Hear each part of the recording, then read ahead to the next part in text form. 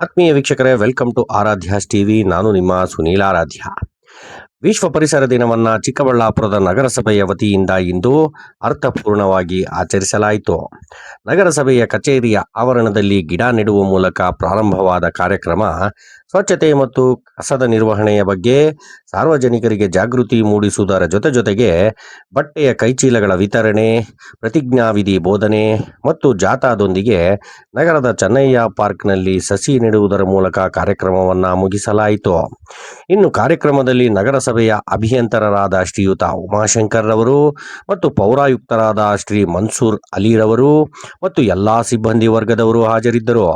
ಇದೇ ಸಮಯದಲ್ಲಿ ಶಿಸ್ತಿನ ಅಧಿಕಾರಿಗಳೆಂದೇ ಹೆಸರುವಾಸಿಯಾಗಿರುವ AEEಗಳಾದ ಶ್ರೀಯುತ ಉಮಾಶಂಕರ್ ರವರು ಮತ್ತು ನಗರಸಭೆಯ ಪೌರಾಯುಕ್ತರಾದ ಶ್ರೀಯುತ ಮನ್ಸೂರ್ ಅಲಿರವರು ಕಾರ್ಯಕ್ರಮದ ಬಗ್ಗೆ ನಮ್ಮೊಂದಿಗೆ ಈ ರೀತಿ ವಿಚಾರ ವಿನಿಮಯ ಮಾಡಿಕೊಂಡಿದ್ದಾರೆ. ಎಲ್ಲರಿಗೂ ವಿಶ್ವ ಪರಿಸರ ದಿನಾಚರಣೆ ಶುಭಾಶಯಗಳು. ಈ ದಿನ ನಾವು ವಿಶ್ವ ಪರಿಸರ ದಿನಾಚರಣೆಯನ್ನ ಆಗ್ಲಿ ಸರ್ ಹೇಳ್ದಂಗೆ ಕೇವಲ ಗಿಡ ನೆಡೋದ್ರ ಮೂಲಕ ಅಲ್ಲ, ಗಿಡ ನೆಟ್ಟು ಜನಕ್ಕೆ ಅವೇರ್ನೆಸ್ ಕೊಡ್ತಾ ಇದೀವಿ. ಅವೇರ್ನೆಸ್ ಯಾವ ರೀತಿ ಅಂತ ಹೇಳಿದ್ರೆ, ನಿಮ್ಮ ಕಸನ ನೀವು ಎಲ್ಲೆಂದ್ರಲ್ಲಿ ಬಿಸಾಕಬಾರ್ದು. 2026 ರೂಲ್ಸ್ ಪ್ರಕಾರ, SWM ರೂಲ್ಸ್ ಪ್ರಕಾರ 4 ವಿಧಗಳಾಗಿ ವಿಂಗಡಿಸಿ ನಗರಸಭೆ ವಾಹನಗಳಿಗೆ ಕೊಡಿ. ಅದು ಆ ರೀತಿ ಕೊಡೋದ್ರಿಂದ ಅದರ ಒಂದು ಪ್ರೊಸೆಸಿಂಗ್ ಏನಿದೆಯಲ್ಲ ಅದು ವ್ಯವಸ್ಥಿತವಾಗಿ ಆಗುತ್ತೆ. ನೀವು ಎಲ್ಲಿಂದ್ರಲ್ಲಿ ಕಸ ಬಿಸಾಕೋದ್ರಿಂದ ನಗರದ ಅಂದ ಚಂದ ಕೆಡೋದಲ್ಲದೆ ಜನರ ಆರೋಗ್ಯ ಕೂಡ ಹಾಳಾಗ್ತಾ ಇದೆ. ಸೊ ಈ ಮೂಲಕ ನಾವು ಒಂದು ಮೆಸೇಜ್ ಕೊಡ್ತಾ ಇದೀವಿ ಪಬ್ಲಿಕ್ಗೆ, ನಿಮ್ಮ ಕಸನ ಎಲ್ಲೂ ಬಿಸಾಕಬಾರ್ದು, ನಗರಸಭೆ ವಾಹನಗಳಿಗೆ ಕೊಡಿ. ಇನ್ ಕೇಸ್ ನೀವು ನಗರಸಭೆ ವಾಹನಗಳು ಕೊಡ್ಲಿಲ್ಲ ಅಂತ ಹೇಳಿದ್ರೆ ಆಕ್ಷನ್ ಅಂತೂ ಇನ್ಮೇಲೆ ಇನಿಷಿಯೇಟ್ ಮಾಡ್ತೀವಿ. ಪೆನಾಲ್ಟೀಸ್ ಹಾಕ್ತಾ ಇದೀವಿ ಈಗಾಗಲೇ. ಇನ್ನು ಮುಂದೆ ಅಂತೂ ಇನ್ನು ಹೆಚ್ಚಿನ ಪೆನಾಲ್ಟೀಸ್ ಹಾಕ್ತೀವಿ ಮತ್ತು ಇನ್ನು ಅದೇ ರೀತಿ ಅಫೆಂಡರ್ಸ್ ಇದ್ರೆ ಅವ್ರ ಮೇಲೆ ಪೊಲೀಸ್ ಕಂಪ್ಲೇಂಟು ಸಹ ಕೊಡ್ತೀವಿ. ಇವತ್ತು ಇನ್ನೂ ಏನೇನು ಕಾರ್ಯಕ್ರಮ ಸರ್, ಇವತ್ತು ಬೆಳಿಗ್ಗೆ ಗಿಡ ನೆಡೋ ಪ್ರೋಗ್ರಾಮ್ ಮಾಡ್ಕೊಂಡ್ವಿ. ಈಗ ಅವೇರ್ನೆಸ್ ಮಾಡ್ತಾ ಇದ್ವಿ. ಜಾಥಾ ಒಂದು ಕಾರ್ಯಕ್ರಮ, ಅದೇ ರೀತಿ ಚೆನ್ನಯ್ಯ ಪಾರ್ಕ್ ಅಲ್ಲಿ ಗಿಡ ನೆಡೋದು, ಮತ್ತೆ ಮುಕ್ತಾಯಕ್ಕೆ ಗಿಡ ನೆಟ್ಟು ಮುಕ್ತಾಯ ಮಾಡೋದಕ್ಕೆ ಪ್ಲಾನ್ ಮಾಡಿ. ಸರ್, ಇವತ್ತು ವಿಶ್ವ ಪರಿಸರ ದಿನಾಚರಣೆ. ಈ ಪರಿಸರ ದಿನಾಚರಣೆ ಎಂದು ನಾವು ಸಹಜವಾಗಿ ಪರಿಸರದ ಬಗ್ಗೆ ಒಂದು ಕಾಳಜಿ, ಅದ್ರ ಬಗ್ಗೆ ಒಂದು ಜಾಗೃತಿಯನ್ನು ಕೊಡ್ತಾ ಇರ್ತೇವೆ.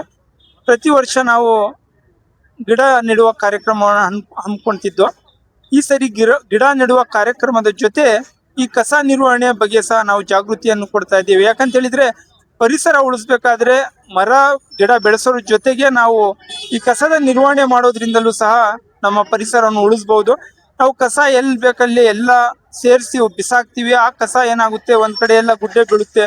ಅದರಿಂದ ಮತ್ತೆ ಮಳೆ ಬಂದಾಗ ಅದರಲ್ಲೆಲ್ಲ ಮಿಕ್ಸ್ ಆಗಿ ಆ ನೀರು ನಮ್ಮ ಭೂಮಿಗೆ ಸೇರುತ್ತೆ. ಭೂಮಿಗೆ ಸೇರಿ ನಾವು ಅದೇ ನೀರು ಮತ್ತೆ ಕಲುಷಿತವಾಗಿ ಅದನ್ನು ಉಪಯೋಗ ಮಾಡ್ತೀವಿ. ನಮ್ಮ ಆರೋಗ್ಯ ಸಹ ಹಾಳಾಗುತ್ತೆ. ಹಾಗಾಗಿ ಕಸವನ್ನು ನಾವು ವ್ಯವಸ್ಥಿತವಾಗಿ ನಿರ್ವಹಣೆ ಮಾಡೋದ್ರಿಂದ ಈ ರೀತಿಯ ಸಮಸ್ಯೆ ಬರೋದಿಲ್ಲ. ಅದಲ್ಲದೆ ನಮ್ಮ ಸ್ಯಾನಿಟರಿ ಪ್ಯಾಡ್ಸ್ ಇರ್ಬೋದು, ಡೈಪರ್ಸ್ ಇರ್ಬೋದು, ಇದನ್ನು ಸಹ ನಾವು ಎಲ್ಲಿ ಬೇಕಾದ್ರೆ ಬಿಸಾಕೋದ್ರಿಂದ ನಮ್ಮ ಪರಿಸರನೂ ಹಾಳಾಗುತ್ತೆ, ಆರೋಗ್ಯಕ್ಕೂ ಸಹ ಸಮಸ್ಯೆ ಆಗುತ್ತೆ. ಹಾಗಾಗಿ ಈಗ ಸರ್ಕಾರ ಏನ್ ಮಾಡಿದೆ, ಈ ಕಸವನ್ನು ವ್ಯವಸ್ಥಿತವಾಗಿ ನಿರ್ವಹಣೆ ಮಾಡ್ಬೇಕಂತ ಅದರಲ್ಲಿ 4 ವಿಧಗಳನ್ನಾಗಿ ವಿಂಗಡಿಸಿದೆ. ಒಂದು ಹಸಿ ಕಸ. ಹಸಿ ಕಸದಲ್ಲಿ ಏನಾಗುತ್ತೆ, ತರಕಾರಿ ವೇಸ್ಟ್ ಇರ್ಬೋದು, ಫುಡ್ ವೇಸ್ಟ್ ಇರ್ಬೋದು, ಈ ತರ ಅದರಿಂದ ಗೊಬ್ಬರವನ್ನು ಮಾಡ್ಬೋದು. ಬೇಗ ಅದು ಕೊಳೆತು ಗೊಬ್ಬರ ಆಗುತ್ತೆ. ಆ ಗೊಬ್ಬರ ಮಾಡೋದ್ರಿಂದ ನಾವು ರೈತರಿಗೆ ಕೊಡ್ಬೋದು. ಅದರಿಂದ ಕ್ರಿಮಿನಾಶಕಗಳನ್ನು ಬೆಳೆಸ್ದಲ್ಲಿ ನಾವು ಸಾವಯವ ಕೃಷಿಯತ್ತ ನಾವು ಹೆಜ್ಜೆ ಆಗ್ಬೋದಾಗಿದೆ. ಎರಡನೇದು ಒಣ ಕಸ. ಈ ಒಣ ಕಸದಲ್ಲಿ ಪೇಪರ್ ಬರುತ್ತೆ, ಪ್ಲಾಸ್ಟಿಕ್ ಬಾಟಲ್ಸ್ ಬರುತ್ತೆ, ಕೆಲವು ರೆಡ್ಸ್ ಬರ್ತವೆ, ಮೆಟಲ್ಸ್ ಬರ್ತವೆ. ಇದನ್ನು ನಾವು ಮರುಬಳಕೆ ಮಾಡ್ಬೋದು. ಇವೆಲ್ಲ ಈ ಕಸ ತಗೊಂಡೋಗಿ ನಾವು ಒಂದ್ ಕಡೆ ಗುಡ್ಡೆ ಹಾಕೋದ್ರಿಂದ ನಮ್ಗೆ ಜಾಗನೇ ಸಿಗೋದಿಲ್ಲ. ನಮ್ಗೊಂದು 10 ಎಕರೆ ಜಾಗ ಕೊಟ್ಟಿದ್ದಾರೆ ನಾವು ಕಸವನ್ನು ನಿರ್ವಹಣೆ ಮಾಡೋದಕ್ಕೆ. ಇಡೀ ಊರಿನ ಕಸ ಪ್ರತಿದಿನ ತಗೊಂಡೋಗಲ್ಲಿ ಒಂದ್ ಕಡೆ ಡಂಪ್ ಮಾಡೋದ್ರಿಂದ ಅದೊಂದ್ ದಿನ ಮುಗ್ದೋಗುತ್ತೆ 10 ಎಕರೆನು. ಇನ್ನೊಂದ್ ಕಡೆ ಜಾಗ ಬೇಕಾಗುತ್ತೆ. ಆದ್ರಿಂದ ಏನಾಗುತ್ತೆ, ಆ ಹಳ್ಳಿಯವ್ರು ಇರ್ಬೋದು, ರೈತರು ಇರ್ಬೋದು, ಗಲಾಟೆ ಮಾಡ್ತಾರೆ. ಇಲ್ಲೆಲ್ಲ ಕಸ ತಂದೆಲ್ಲ ಹಾಳು ಮಾಡ್ತಾ ಇದ್ದಾರೆ. ನಮ್ಗೆ ಈಗ ಬೇರೆ ಕಡೆ ಎಲ್ಲ ನೀವು ನೋಡ್ತಾ ಇದ್ದೀರಾ, ನಮ್ಮಲ್ಲಿ ಆ ಕಸ ಹಾಕ್ಬೇಡಿ ಅಂತ ಹೇಳ್ತಾರೆ. ಯಾಕಂತ ಹೇಳಿದ್ರೆ ವ್ಯವಸ್ಥಿತವಾದ ನಿರ್ವಹಣೆ ಇಲ್ಲ. ಈ ಒಣ ಕಸವನ್ನು ನಾವು ಮರುಬಳಕೆ ಮಾಡೋದ್ರಿಂದ ಈ ಸಮಸ್ಯೆಯನ್ನು ನಾವು ತಡೆಗಟ್ಟಬಹುದು. ಮತ್ತೆ ಆರ್ಥಿಕವಾಗಿ ಸಹ ನಮ್ಗೆ ತುಂಬಾ ಅನುಕೂಲ ಆಗುತ್ತೆ. ಮೂರನೇ